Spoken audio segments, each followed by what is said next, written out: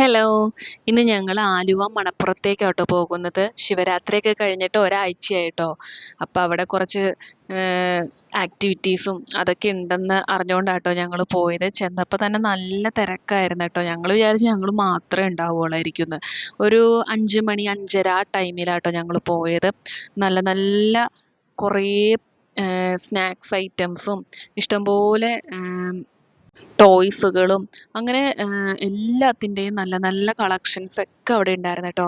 നമ്മൾ കാണാത്ത വിധത്തിലുള്ള ഇഷ്ടംപോലെ ടോയ്കളും പിന്നെ വള, മാല, കമ്മലുകളൊക്കെ ഇഷ്ടം പോലെ അവിടെ ഉണ്ടായിരുന്നു കേട്ടോ. എല്ലാത്തിൻ്റെയും നല്ല നല്ല കളക്ഷൻസ് ഉണ്ടായിരുന്നു കേട്ടോ. പിന്നെ ഇതുപോലത്തെ റോസാ ചെടികൾ, പല കളറുള്ള റോസാ ചെടികൾ, അങ്ങനെ എല്ലാം അവിടെ ഒന്നും കിട്ടാത്തതായിട്ടില്ല കേട്ടോ. എല്ലാം ഉണ്ടായിരുന്നു. പിന്നെ ഞങ്ങൾ അവിടെ നിന്ന് കയറി കുറച്ചങ്ങ് നടന്നപ്പോഴത്തേക്കും കുറച്ച് ആക്ടിവിറ്റീസൊക്കെ അവിടെ ഉണ്ടായിരുന്നു കേട്ടോ. ഓരോരോ ആക്ടിവിറ്റീസും ഇതിൽ ഓരോന്നിനും കയറാൻ ഓരോരോ പ്രൈസാട്ടോ.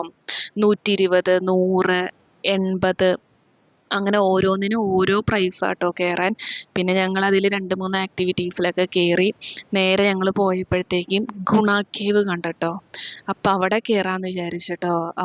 അവിടെ ഒരു ആൾക്ക് 80 രൂപയാട്ടോ ടിക്കറ്റിൻ്റെ റേറ്റ്. നമ്മൾ കയറുമ്പോൾ തന്നെ ആ ഒരു സിനിമയിലത്തെ ഇതുമൊക്കെ പോലെയുള്ള കുറേ സംഭവങ്ങളും പിന്നെ അവിടെ നിന്ന് നമ്മൾ ചെല്ലുമ്പോഴത്തേക്കും ഒരു വേറൊരു ലോകം തന്നെ കേട്ടോ. അതായത് കുറേ ആനിമൽസും പിന്നെ അതൊക്കെ ഇങ്ങനെ മൂവ് ചെയ്യണതും കുഞ്ഞി പിള്ളേർക്കൊക്കെ നല്ല ഇഷ്ടമാവും കേട്ടോ. ഇഷ്ടംപോലെ ആനിമൽസിൻ്റെയൊക്കെ മൂവ് ചെയ്യുന്ന കുറേ സംഭവങ്ങൾ അവിടെ ഉണ്ട് കേട്ടോ. സിംഹം, പുലി, പിന്നെ ഒട്ടകം, ജിറാഫ്, ആന, കരടി, അങ്ങനെ എല്ലാ തരം ആനിമൽസും അവിടെ ഉണ്ടായിരുന്നു കേട്ടോ.